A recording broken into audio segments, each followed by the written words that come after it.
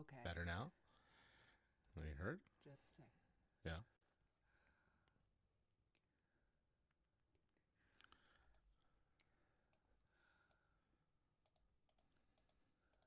Okay.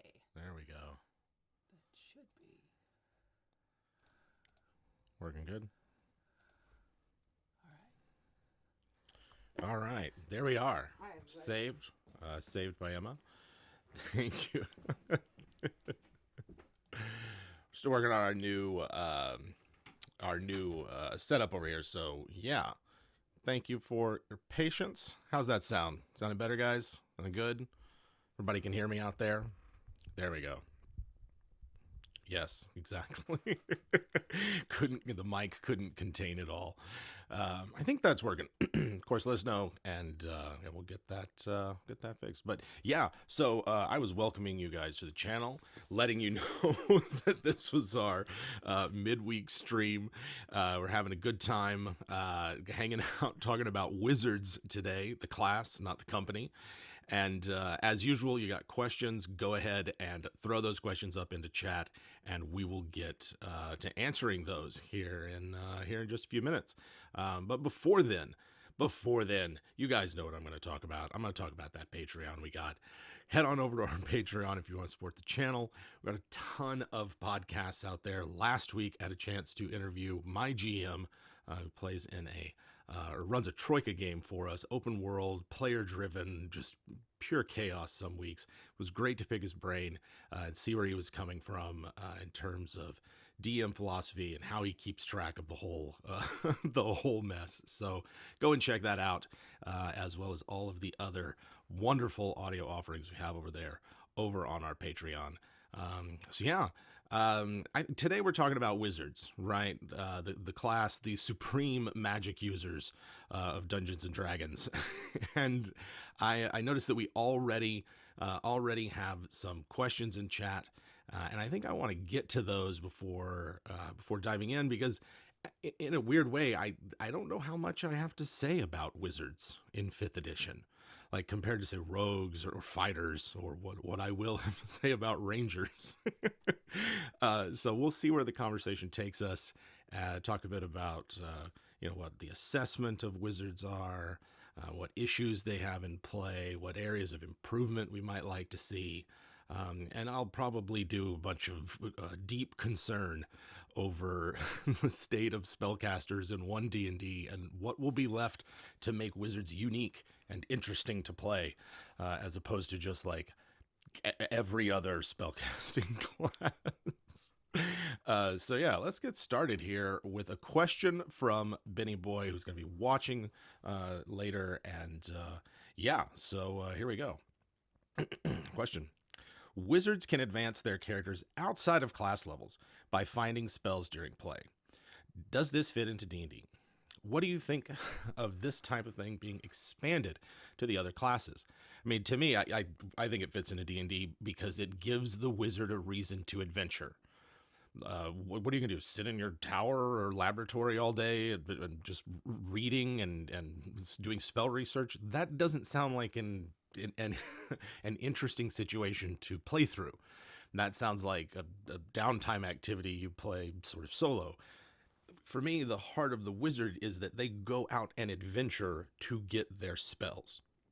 The best spells were made in civilizations past. The ruins of those civilizations contain fragments of lost knowledge that will allow the wizard access to that lost magic that they can then bring into the current age and wield. And I think where it's that play loop has fallen down is that wizards now just get spells for free when they level up. And it, as like random treasure becomes less and less a part of Dungeons and Dragons, and it's more treasure packets that are placed and selected by the DM, then like you're getting less just like scrolls that you would find that you might just happen to copy this one into your spell book, and then every wizard spell book is unique and different based on the spells that they found.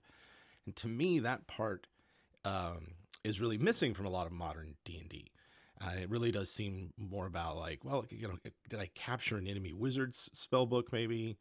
or where, what have I been selecting with the 2 spells that I get at level up? Like, what I want to see embraced by Dungeons and Dragons is that wizards are able to piece together knowledge of spells through fragments that they find while adventuring, right? And that spells become treasure in that way. Like you said, they're able to level up this part of their character to acquire more power and the like without needing experience points or anything. And I think that that's wonderful for wizards. I think it really ought to be something that is like there's more of a framework to ensuring that if there is a wizard player in the party, that they will get the spells that the game assumes they're going to get access to. Because when we get to like my assessments and issues and everything, almost all of them surround spells and their interaction with the wizard class. Like there's just not that much to the wizard outside of spells to talk about. So it really is kind of hard. So yeah, I think it fits. Spells are treasure. You play D&D in part, not exclusively, but in part to get treasure, have adventures, fight monsters, uncover mysteries, all that stuff. Spells are a reward for that. They're something that can be kind of on the side or the central focus. And I think when you look at them like that, yeah, you can expand this to any other class. Any other spellcaster, treat it the same way. I've had an NPC that in one of my campaigns that, when a PC had done a favor for her and sort of allied himself with her cause, it was like, yeah, you gain access to these 3 spells that are otherwise not on the cleric spell list. They're just always prepared for you because of this agreement that you've made. She's invested a part of her Medusa power in you, so you get like stone skin and some other stuff. And in that sense, it's like, yeah, in any class, you come across an engraving on a dungeon wall, and whoever it is, you spend some time, spend a short rest copying this thing down, and then spend 4 long rests and a whatever check afterwards. And if you pass those, if you put in that time, then you can add this spell to your class's spell list, or this feat, right, for the non-casters out there. Or they just get a spell, right? You just like, hey, champion, you want a spell? You just want one? You can do once a day just as a thing. That's an option. Or it could be like a feat or an epic boon, something like that. Something that is small and simple and isn't hopefully going to be like super game breaking or throw off the balance of the party. The idea is that a spell is a single use little thing that you use and costs a resource. So anything that fits that bill, I think is fair game and ought to be sprinkled around the various locations and adventure environments of the game to encourage players to explore and poke their nose and ask questions about, the engraving on the dungeon wall or the mural or these special runes or whatever. I always try to leave those moments open in my mind as I'm DMing. Is like, oh, this could potentially be some sort of small reward. And yeah, that's to me that is very much D&D. So yeah, thank you, Benny. Here at Gaming at 30 has a follow-up to Benny Boy's question. Can you give advice on fun ways of seeding these spells around the world for the wizards to find? And yeah, absolutely. So scrolls are the scrolls and spell books are the big ones, and I think they're the ones probably that most people are familiar with. For me, the thing with magic scrolls and enemy spell books is, number one, just remembering them as a DM, that they're options, and to pay special attention to like what kind of spells do I have in there. Is there something that in the hands of a player is just going to make my life a headache, or something that I'm just not ready for them to have access yet, like teleport, for instance, right? Or they get a spell book from someone that has spells that they can't cast yet. They don't have the spell slots yet for it, but they know for certain that they're going to have access to these certain spells, and so they have something to look forward to. And they're like, well, okay, I don't have to use my choices to take, Wall of Force or whatever it is, Wish, I don't know, Clone, whatever big spells you want them to get excited about, you can use. You can do the same with scrolls, and the fun part about scrolls is it lets you put spells that they might not be, attainable through, levels or whatever into the hands of the players. So big 8th, 9th, 6th or 7th level spells as well. Single use, fun times for the party to get to use like True Polymorph or Wish or Foresight or something like that. And so for me, like anything that could be architectural could contain a scroll or a spell. So spells might be written onto walls, engraved into architectural features or the like. These might need to be deciphered, or the spell might be broken up in different parts. You can have to visit each part of a location to get that engraving. The ancient Romans used to inscribe curse spells on pottery and then smash the pottery, right? Or like inscribe it on like a sheet metal or something, like beaten copper, and then kind of like roll the copper up and either put it in the foundations of the building of the person you want to curse, or bury it or something like that. So you could find anything that you can write on or leave a mark on could potentially contain a spell. And then I think one of my other favorite ways is to put them on the inside of the skulls of wizards. The whole point of wizards is that like they create an environment for magic inside their mundane, non-magical self, right? They're not sorcerers. They're not imbued with magic from someone else. They take the mundane and make it magical through words and gestures and all kinds of things. And so that must leave a mark on the wizard's body. They're turning themselves into a vessel for magic. And so to me, a wizard's brain and a wizard's skull is incredibly valuable and has a lot of magic in it. Like maybe there's like a calcified nugget of raw magic in the middle of their brain. That maybe that's what kills wizards. It just grows so big it impales them from the inside. But maybe their like most cast spells or their signature spells or the like are inscribed on the inside of their skull or something, or on their bones. And that, the possession of a wizard's body, provided that they're not looking for it themselves, is a really interesting and fun way to get some magic into the party's hands.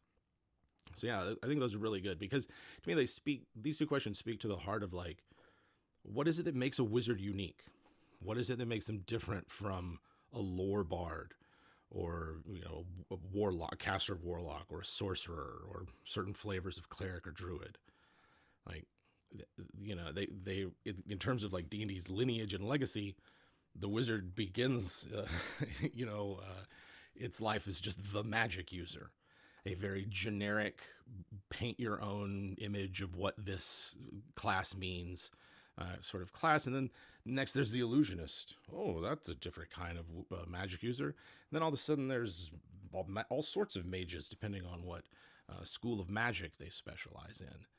And then like over the editions, the concepts and ideas that are contained within just, I work wonders using magic, right? Like there's so many different ideas, there's so many concepts and the like, that it's like easy to justify. Well, this is a caster who's born with the ability to cast spells. They don't need to train. Well, okay, but that kind of precludes the casters that do both, or, here's a caster that makes a pact with an otherworldly entity, right? They get their magic through a combination of bargain and persuasion and contractual obligation with another power in a way that's different from pure devotion. All right, but couldn't wizards also do that? Like, can't they contact a devil and be like, hey, I really could use some cool fire spells, And so I think that the wizard has a similar thing going on that the fighter has, where their idea and concept is so broad and can contain so many different kinds of characters and ideas and flavorings and the like, that it's kind of hard to nail things down for what that class would do, while also having other full caster classes that are sort of adjacent. And so I don't know, my assessment of the 5e wizard is that mechanically it's great, really powerful class, very versatile, lots of options, not too difficult to play. If you're comfortable juggling spell slots and managing your spells, that's really all you have to worry about. It's dead simple. It's like the barbarian of casters, in terms of how much you have to do, like compared to the meta magic of a sorcerer and juggling. Like, am I going to use meta magic points to give me more spells, or more spells for more meta magic, or whatever? Or a warlock with all the various ways they have to work magic, let alone the different multi-class combinations that work between the two of them and other charisma classes. Like, wizards just, they get spells. That's it. You know, lots come from their subclass, but as a base class, like the wizard doesn't get anything between level 1 and 18, right? If it doesn't come from a spell slot or their subclass, that's it. They don't get extra feats or anything like that. They just get spells. And when I think of it like that, it's like, yeah, that works. In my experience, I have the most boring time playing Wizards in 5e.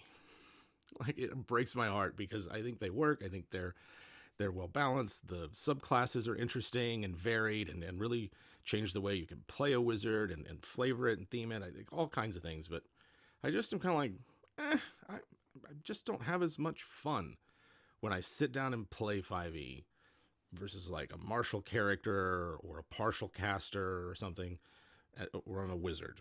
And a lot of it comes from the feel of magic. And that's so, you know, for me, it's like very personal and you know, hard to get right. But it's that the versatility of the wizard, the ability to, like, yeah, I prepare this palette of spells and I can kind of pick from it how I want. Like, there's not any, or there's rather less of the, well, what spells do I need? Am I going to need 2 fireballs today? Are we going in a monster lair and I'm going to need to clear it out? How many times do I want to be able to read the secret runes that we find on the dungeon wall? And that resource management of, like, I only have 1 invisibility. I can only make us invisible, one of us, once. And the choice of when to use that versus not was very appealing to me as a player. It was really pushing those those buttons. And there's something about the 5e wizard that just doesn't meet that for me. So I'm trying to be objective, but I'm giving you guys a bit of where I'm coming from with it, because it colors how I see the class, I think. Because, yeah, they're versatile. All the conversations around wizards being one of the best classes, etc., is like, yeah, I agree. They get some really cool spells, and that's what they got going for them. But I don't think that they need a major overhaul, right? I don't think that the next iteration of D&D needs to do any changes. I think they just need to find, like, what is it that makes wizards unique? And, like, if you're gonna say they're the powerful spellcaster, the supreme magic user, that's what it says in the PHB, then I don't want to be asking questions like, how come they don't get meta magic? How come druids and clerics get more prepared spells than them, thanks to their bonus spell lists? Or, like, they can't add any other spells to their spell list, like bards. Like, all of those seems like things that a supreme magic user ought to be able to do. But if a wizard can do that, then it's like, well, they're too good. So I don't know, there's a balance there. But let's go through it. So we got the wizard as a class, low hit die, low defenses, 2 proficiencies, none of them tools. They don't even get alchemist kit. They can't even brew up an acid potion or anything, or vial of acid or whatever, antidote. Like, I would like to see at least tool there, if not 1 more proficiency. Then we get to the spell casting, and I think this is the heart of their class, right? We've got all of the features of spell casting there. It's largely devoid of fluff. It's very mechanical. This is how long it takes you. This is, you know, how you cast spells, how many you can memorize, how many have you prepared, etc. Ritual caster, very powerful. Wish there were more rituals in the game. And then it's like, there's arcane recovery. Nice short rest feature to have, but, you know, when you use it, it's really great. It's good to have that. But then it's like, I really was sort of shocked the first time I saw Wizard. Like, they really don't get anything else. It's all rests on these spells. And I think that Wizards have, like, probably the best spell list in 5e. Certainly some of the most iconic spells.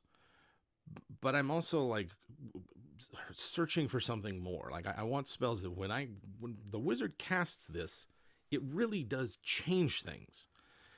And well-placed fireball, hypnotic pattern, force cage, all those spells that are sort of like encounter winning, or get the 5 stars or the blue rating or whatever it is. It's like, yeah, okay, on paper, that in my experience of play, they often are not that good.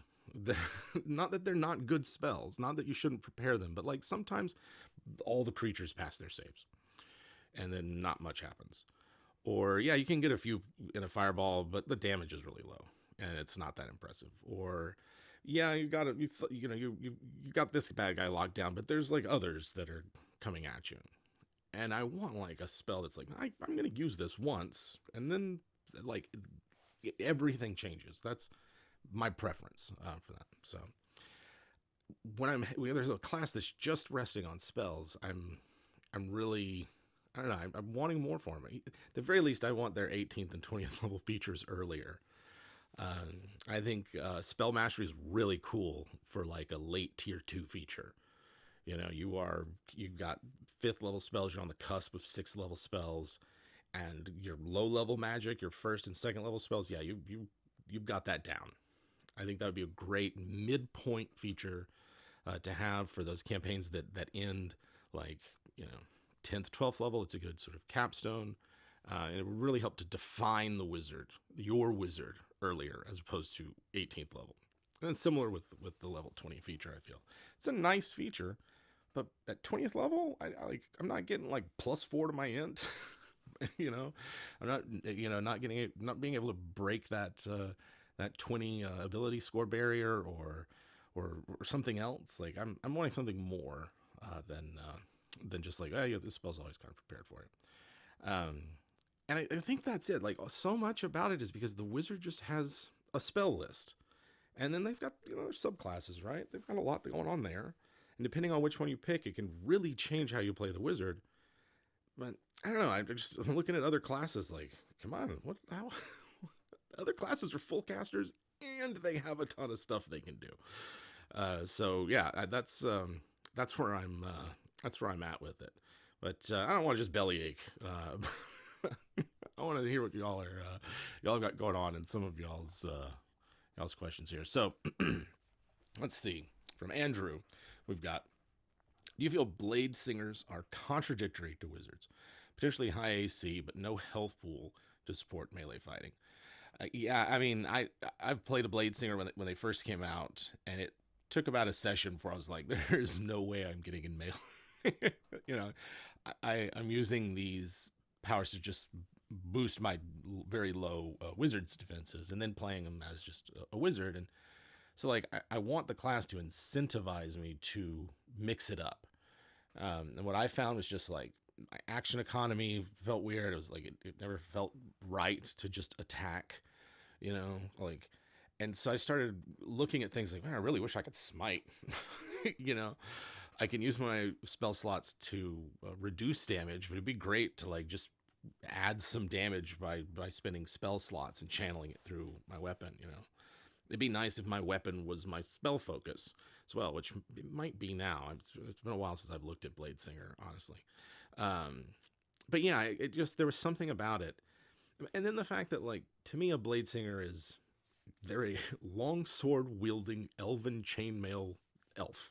Like, that's in my head. That's what I think of when I think of Bladesinger. And the way that ability scores and attacks work out in 5e, I can't imagine a world where there's an elf who fights with a longsword that's also a Bladesinger.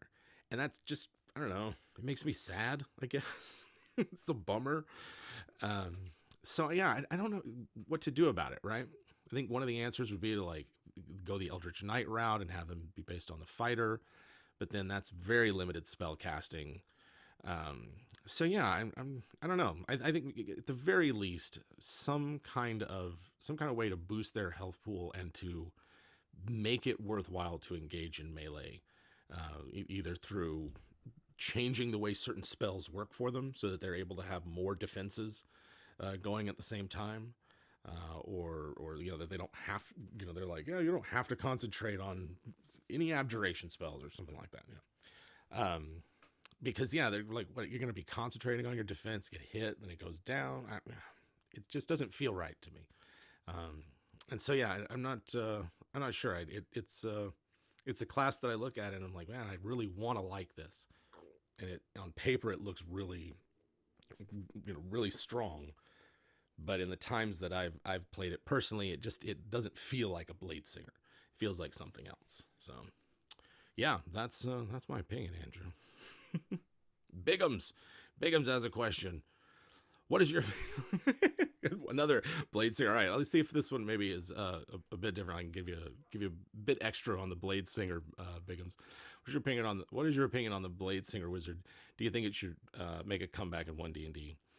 It is personally my favorite subclass in the entirety of 5e. I'm glad. I like it. It's a class that for some players just love it. Like I think Pruitt's had played a couple of Bladesingers and just loves them. So yeah, I mean that's my opinion for it. Whether it should come back in 1D&D, I'd love to see them take another crack at it.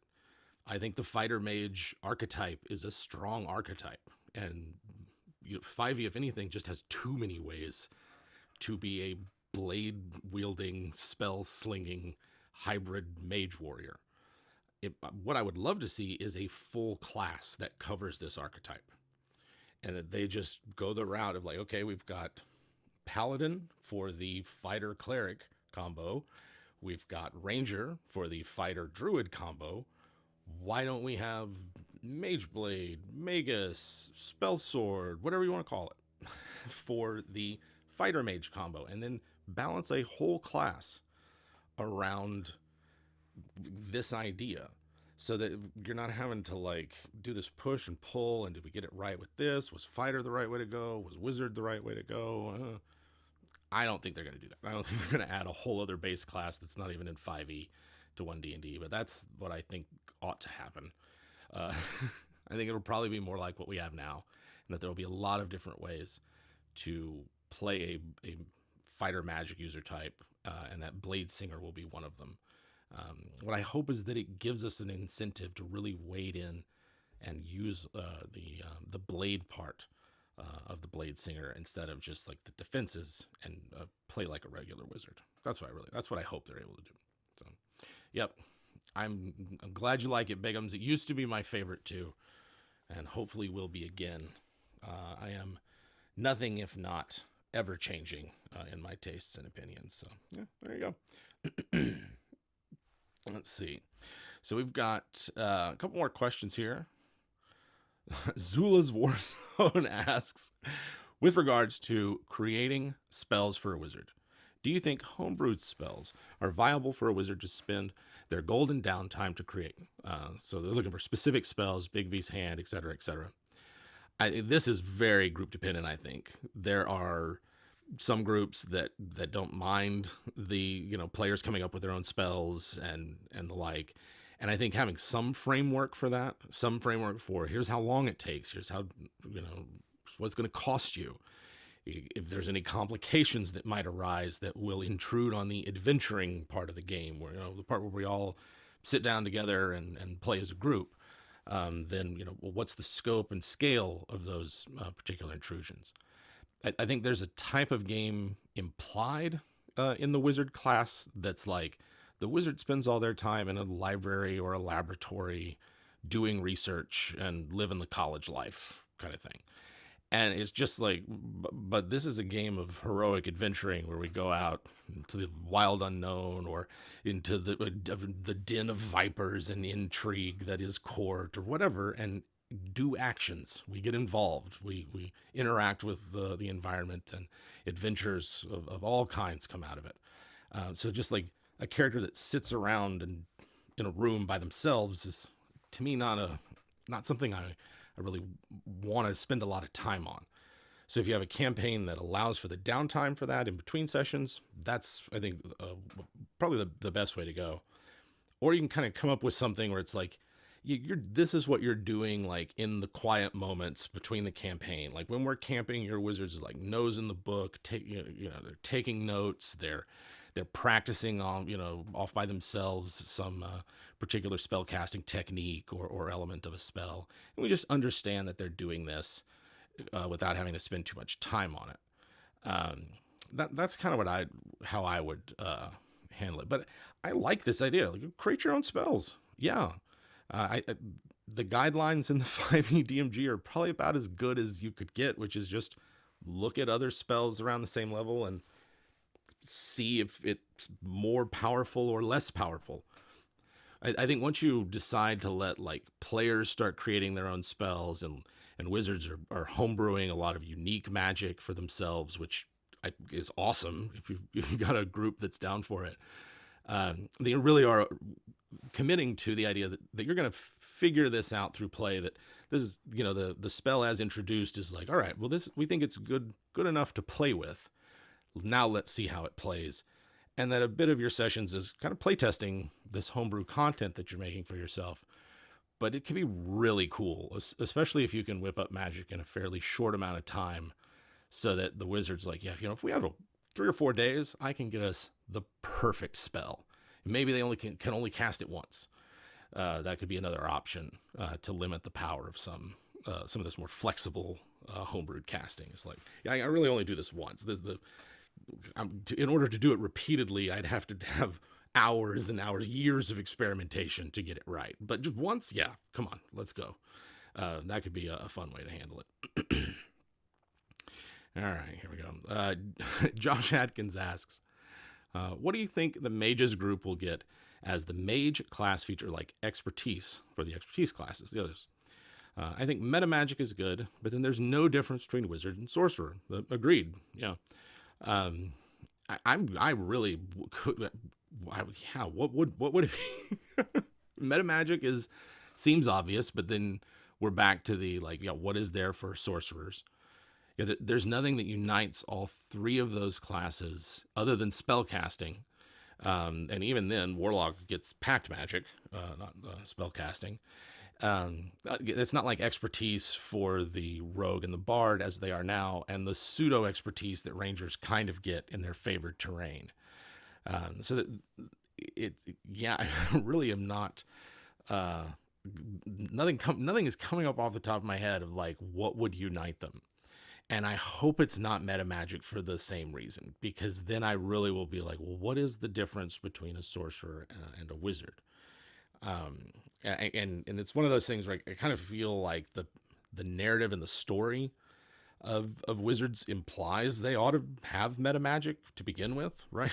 Like, there's a lot about the fluff that's in the 5e wizard description that you could easily put it in the wizard or the warlock or the sorcerer section and it wouldn't change much. So it's like there's already so much overlap between the 2 classes and the 2 ideas that mechanically bringing them more in line, I think, would be like, well, why are they separate classes at all? They really ought to have very distinct casting mechanics. It really ought to make a very real difference in the playstyle between a sorcerer and a wizard.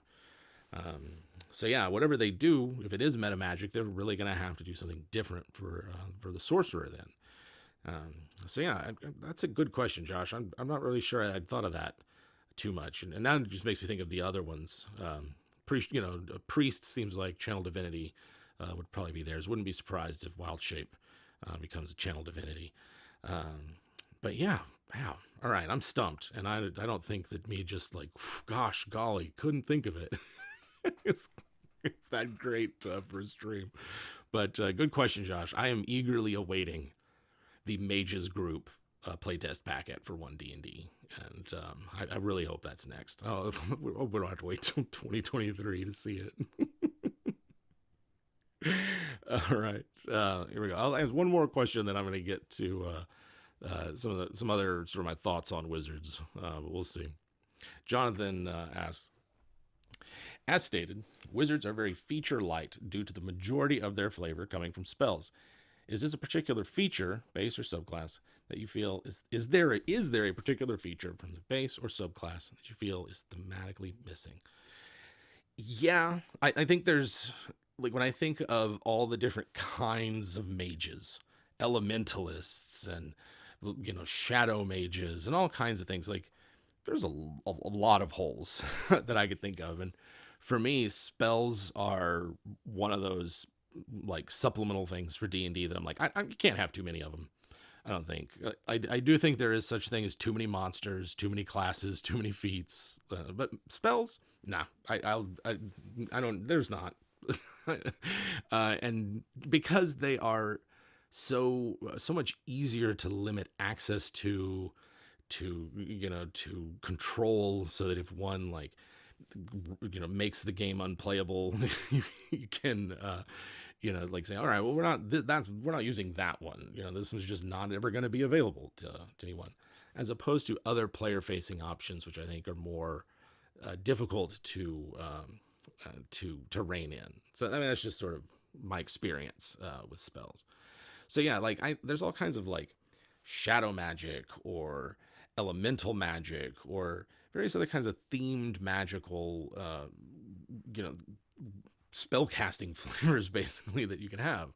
I think Kobold Press's Deep Magic is probably my favorite like magical supplement, because it is so strongly flavored for the particular kinds of spell casting that it has in there. And so yeah, it's one of those things where it's like, when I think about it, there's all kinds of spell casting that's missing from Wizards. Like, per the rules, how do you create an owl bear? I know it seems silly and it's easy as a DM to go, it just happens. But what if you're the player of a wizard and you're like, well, I don't know, there's all these hybrid monsters running around that look like someone took two animals and just mushed them together. If a wizard did it, can I be that wizard? And I think, like, when I start really thinking about it, it's like there's a lot of magic in D&D that's just hand-waved. It's plot. It's DM fiat. That would be really cool to see, like, yeah, here's how your wizard could be the wizard that did it. Is there a monster plaguing the countryside? It could be you that created it, this is your character's, signature spell that everyone wants to get their hands on. That various wizards are sending rival agents to go, steal your thematic spells and like. But thinking in terms of spell themes, it's just a great way to make your NPC wizards stand out. It's like, yeah, my players are never casting these kinds of spells because they think they're garbage and they have terrible ratings on all the various optimization guides and everything. But my NPCs don't need to worry about that because it's thematically appropriate. So you can have all different kinds of spells that are still featured in the game. You still figure out how they work, how effective they are, and the like through the use of NPCs that are sticking to their thematic spell lists.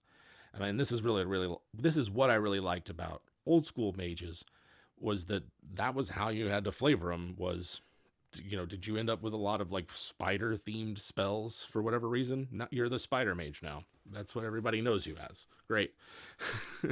And so it's a fun way to watch a character grow organically across play, as opposed to like planned out ahead of time.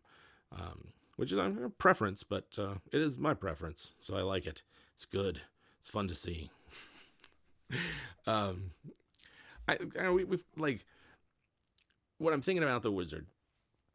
What kind of issues do I see? Like ways that I would improve? It always comes back to spells. I'm okay that the class doesn't have that much going for it. For the base class, that is, right? They've got all kinds of stuff going on in the subclasses, which we're not going to get too deep into right now. But like the wizard spell list, spells that feel magical, that the casting of these spells feels like my character is working magic, bending the reality of this fantasy world to their will in ways that others can't. And that's a hard feeling to achieve with so many full casters in a D&D party. But like, what I want from wizard spells is more like, yeah, well, okay, yeah, so the enemy's saved, but it's still bad. Like, this is not good for them. More magic that's like, when you cast this spell, everyone stops and takes notice, like figuratively speaking, right? Like, this is putting the hammer down. And maybe like other classes spells, like they're powerful, they're unique, they're certainly worth casting, but that a wizard's magic just hits a little harder. In the same way that Fireball is just overclocked a little bit. I would be okay with the wizard spells being overclocked a little bit. Yeah, invisibility, when anybody else casts it, it lasts for 10 minutes and they got to concentrate on it or whatever. But sometimes when a wizard casts it, it just lasts until they do something to draw attention to themselves. Or something like that. Something that really does put some oomph behind the phrase that wizards are the supreme magic users, and they're defined and united by the spells that they cast. All right, well then let's make those spells mean something. And that's a hard game design act to do, because you don't want them overbalanced, overshadow the rest of the party. The more magic that there is in D&D, the less like powerful any one individual act of magic ought to be. And so I think that there's a trend in just how people want to play the game and how the game's designed that's kind of working against what I think is a satisfying wizard experience, which is that magic ought to be a little hard, a little bit difficult to pull off. Maybe I don't always get to do it, but when I do, that's it. That was great. That was what did the trick, and then now it's time for the fighters to come back in. So yeah, I that's kind of where I'm at with it. I want spells that feel magical, spells that I don't look at and go, that's it. It's just damage and an effect.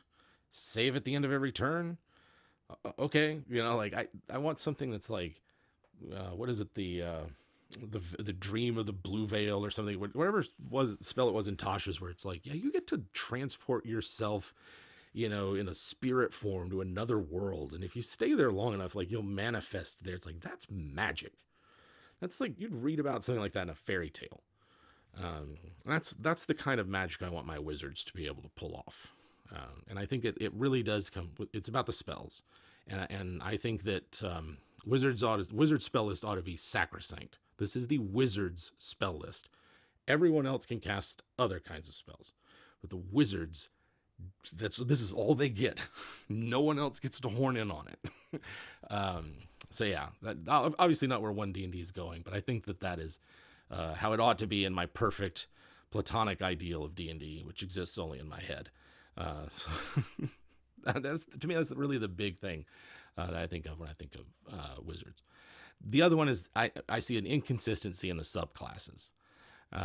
Some of the subclasses really change how that particular wizard interacts with their spells. I think Illusionist is a really good example of this. When an Illusionist casts a minor cantrip, minor illusion, it does more. You get more. They get more bang for their buck. They're able to change details about their illusions in ways that just any old wizard casting an illusion spell can't. They're able to bring parts of their illusions into reality there. And so I really do think that more of the wizard subclasses ought to work at that level, where they are changing how this particular wizard interacts with this whole group of spells to encourage them to cast that particular type of spell. I think most of the ones in the player's handbook, most of the arcane traditions there are getting close to this, but some more than others. Like Necromancer really pigeonholes you into using all your spell slots to create zombies and skeletons, and not all the other really cool necromancy spells that you might want to get. And then there's the sort of the hybrid wizard classes like Bladesinger or War Mage or whatever, where it's like suggests that you might want to mix it up a bit more in combat or the like, but it's still feeling like it's holding back something. The other ones I've less experience with, the ones from, say, Wildmount.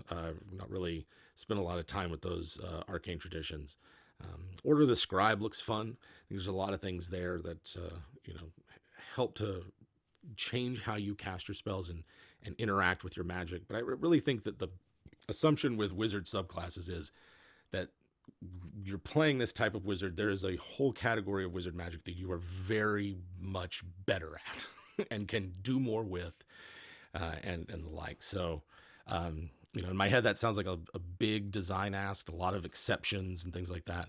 So it might not be worth it, but that's where I'd start and see if we could make something that's really unique, so that there's a reason for any two wizards to have very different spell lists prepared, as opposed to like, we picked the best in class spells for the wizard at this level, and one or two others are more thematic.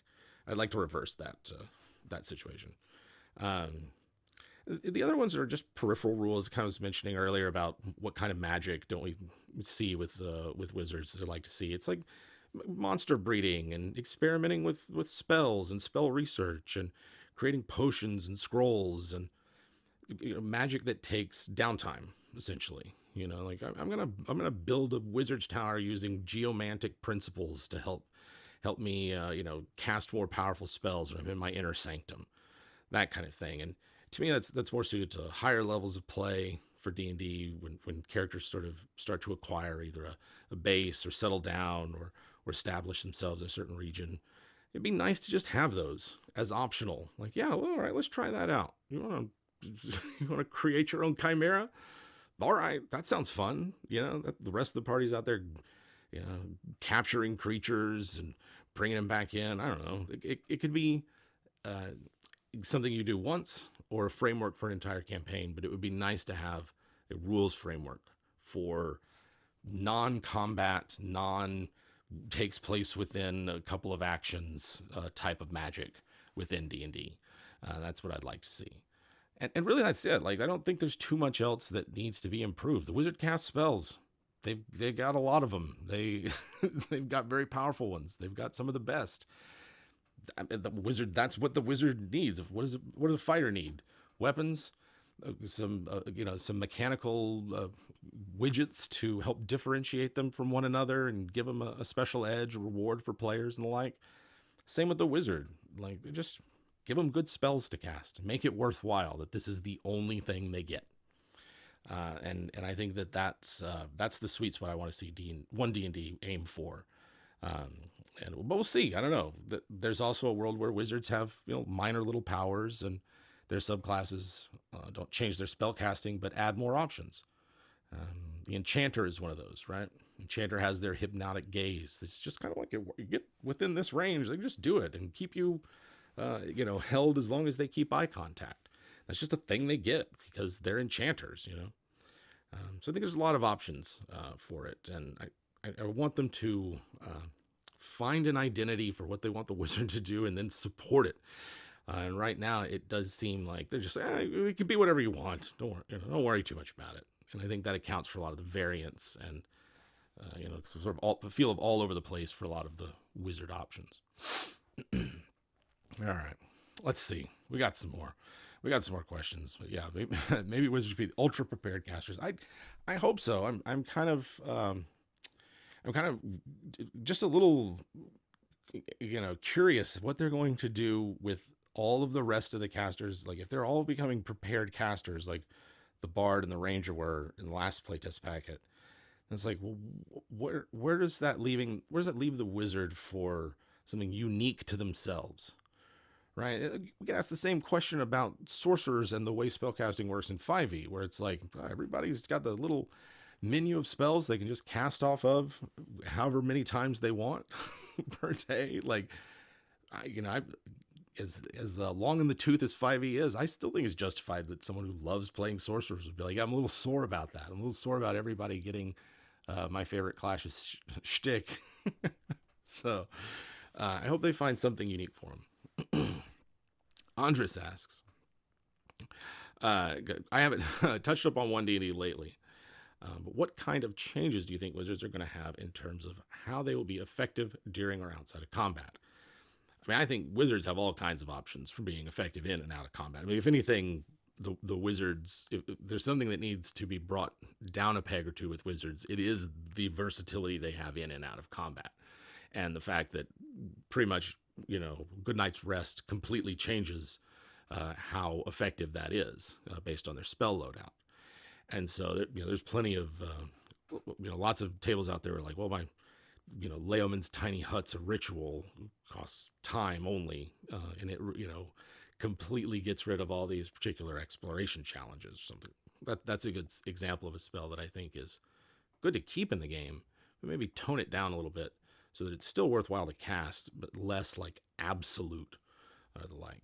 And so that, to me, when I think about what it is that wizards can do that's in and out of combat, being effective, still having something that's worth doing, It's fun and interesting and engages that underlying narrative of the wizard.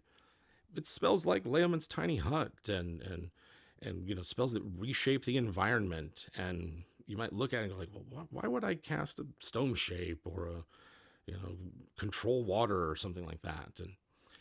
And I think it's not like oh well, why would you? It's like what situations could the DM think up where that would be the most useful spell? And so I think like there's a balance struck between how they design the spells and then how DMs prepare their game so that those spells are useful. If you never come across language you need to decipher something, then comprehend languages is never a useful spell. If you never come across strange magical objects that radiate some sort of mysterious hidden power, then detect magic will never be a useful spell. And so I think it's one of those things like we want spells that are that are going to be useful in situations that come up in the game, and we want those situations to come up in the game. And I think that a lot of times what happens is that like D&D puts these tools in and says like, yeah, this is a tool for this situation, but then doesn't really do a lot to tell DMs like, hey, here's how you create an adventure or an environment or a scenario or whatever, that these options that are available to the players are useful. And I think like, it doesn't apply to wizards, but there's things going on with like Ranger, for instance, where if you don't like have them tromping through trackless wilderness and needing to keep everybody keeping a lookout, and there's only so many things you can do while you're traveling and really digging into that, then a lot of the options of what the Ranger has to bring just aren't useful. So what I want to see for those spells and like in and out of combat is that they are useful, but not so useful that you would never choose anything other than that. And that it's those options where it's like, this is so good, I would never pick anything else that I want reduced in the game. I would prefer that there's just more. These is really good. We could do this, we could do that, we could cast this spell, we could get that spell. We could cast these spells in conjunction with non-magic classes doing something themselves to overcome this situation. That's the ideal that I would like to see. We'll see how One D&D pulls it off. Let's see. Here we go. Sentinel's Pumpkin. That's my best shot at that one. What would you add to some of the mechanically weaker Player's Handbook Wizard subclasses? What would you like to see if they try to bring transmutation or conjuration to be even with divination or abjuration? Yeah, I mean, conjuration is definitely one of those that looks cool. It looks like it'll be awesome, and then it's just like, I don't know. I think a lot of it is a matter of just fine tuning. There's some of that's just age. It sort of shows that the various Player's Handbook options are thinking on a conceptual level that's, I don't know, that it doesn't feel like it is where it's at, say with Tasha's or others, and so everything feels toned down. Like, with something like transmutation just gets a lot of little things, and it's like you can get this Philosopher's Stone. Those are like once a long rest, you can change something about it, or I think they get like a shape-shifting sort of option. It's just a grab bag of powers, right? What I would rather see is things like, well, when a transmuter transmutes something, it's permanent. Or something like that. Something that's like, it is a big deal. This fundamentally changes how you interact with these spells and the like. So other wizards can change the substance of one thing to another. They can turn creatures into different kinds of creatures and the like. But when a transmuter does it, it's harder to reverse that process. If it's an inanimate object or material, it just works. It's just there. And that's their whole deal, is changing one thing to another kind of thing. And so that's where I would start for them. With conjuration, I think defining a bit more about what the minor conjuration can do and what it is. I don't think that they need to put as many restrictions on it as they seem to. I think it's like, okay, that it's like, yeah, I just can make stuff like, oh, we're in this jail cell, I'm just going to conjure the key that'll get us out of here. Okay, that kind of just multi-purpose tool I think is really fun, and putting too many restrictions on it just makes it lame. And then to recognize that conjuration is more than just summoning creatures, and that if summoning creatures and having them be boosted is a thing, to give it earlier, not wait so long for it. So yeah, that is where that's where my head's at on some of those weaker player's handbook classes there. All right. Let's see. Here we go. A couple more, and then we'll call it. We got B-Nut. B-Nut asks, how do you feel about many people complaining that Wizards access to a lot of unique spells, despite it being part of their appeal or the power budget? I mean, this is just one of those things where there has to be some kind of limit. If all the full caster classes have access to all the other cast spells, it's like, then why are there so many full casters? Like, if we've just got one spell list for them all, then why not just have one class? And I think it's perfectly okay, because the wizard really just has spells, to say these are unique wizard spells. If you want access to them, you multi-class into a wizard, play a wizard, get a scroll off of one, and try to cast it using an intelligent arcana check. But that we're not running around grabbing bardic inspiration for other classes, or like if you want stuff that the warlock gets, you either need to multi-class or take a feat. Same with the sorcerer. It's like, I feel like that there's a disconnect, because like, oh, they're spells. Yeah, everybody should have access to them. Everybody, they're just magic, but that's all the wizard gets. And because of that, they ought to have unique spells, unique spell list, and the other classes are just like, sorry, you don't get these.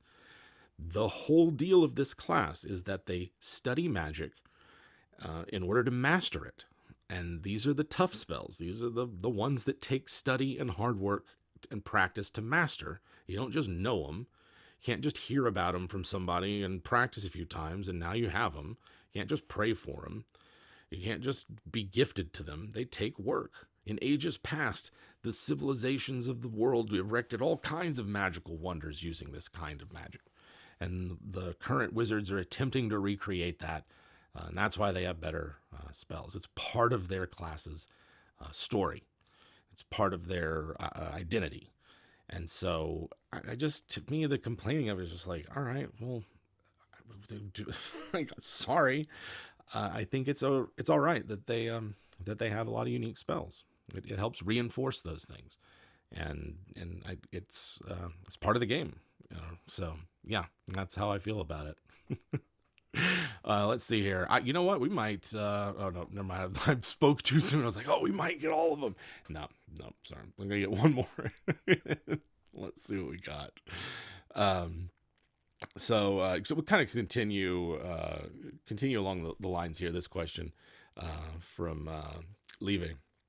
Do you think sorcerers could have a set of weaker spells they can just cast for free, no different from a cantrip, or come from a larger pool? So I think that, like, we're talking like unique spell list, what makes the casters different versus others. I think something even perhaps more than that. What if they didn't have spells at all? What if they had effects that they could create using a pool of points, right? And that the riders on these effects as they level up, right? So like we'll talk about the damage one, right? Like, so, beginning sorcerer has a ranged spell attack with maybe like 30 feet, or it's a 10 foot, but it's like area of effect. And that's how it starts out. And maybe they have options at character creation to change that, either to extend the range of it, or extend the area of it, maybe turn it into something that's, a zone or a wall or something like that, so that it sticks around for a while. But that we just think of them in terms of effects that the sorcerer can produce from a pretty, I would want something, a limited pool of points that refreshes very often, so that in any one fighter encounter, they're not able to just spend everything at once. But they have a good amount to go Nova if they'd like to. And then it kind of refreshes again, almost like not too far off from like a warlock or the like. And then it's very malleable. It's a set of like tools and effects that can be flavored in many different ways that the sorcerer player wants. And perhaps like subclasses unlock different effects for the sorcerer. That's what I would like to see, that they don't have any spells at all, that they have just, they do magic. They are magic.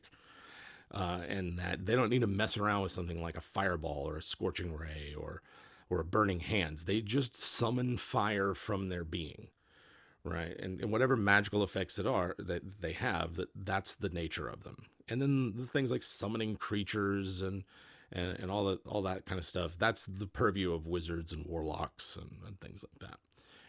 That's how I would prefer to see them, but I also think that works against approachability, accessibility, keeping things from, like, getting too bloated design wise. And so all of the pie in the sky, they ought to be able to do this and that or whatever, it's tempered by, it also needs to be comprehensible. People need to be able to make a character quickly and play them without too much fuss. And so, yeah, it's something like something that's substantially different, but not so different, and it's like a whole other game would be, I think, the ideal that they ought to go for. But something tells me that we're moving in the opposite direction. We're moving towards more unification of spell lists, of magic, and the like. So that yeah, I think that's where we're at. I'm really curious to see the mage group playtest packet. I hope we see it in a few weeks. That is definitely what I'm looking forward to the most, because it's like, I don't know, to me, D&D magic is so iconic. It's unlike almost any other fantasy RPG magic. And the wizard is the figurehead of that. They're premier. Goodness, it's the Wizards of the Coast Company. Wizards, right? So the wizards ought to be like strong and iconic and have something really going for them that makes them worthwhile, because the other full caster classes have a strong theme. They've got cool stuff going on for them, and they've also got spells. So like I want wizards to be able to share in that, as well as keep their spot on top of the class ranking charts, because legacy they can't be knocked off. We got to keep them up there. So yeah. Anyway, I appreciate it, guys. Really appreciate the questions and you guys having the patience. Bear with us while we work out those audio issues there. And yeah, I hope you join us next week, where we'll be back chatting about something, either going back through some of the other classes, talking about whatever is going on in One D&D. I don't know, maybe we'll just do a Q&A. Not sure yet, but we'll see you next week. Hope you have a good one. Bye.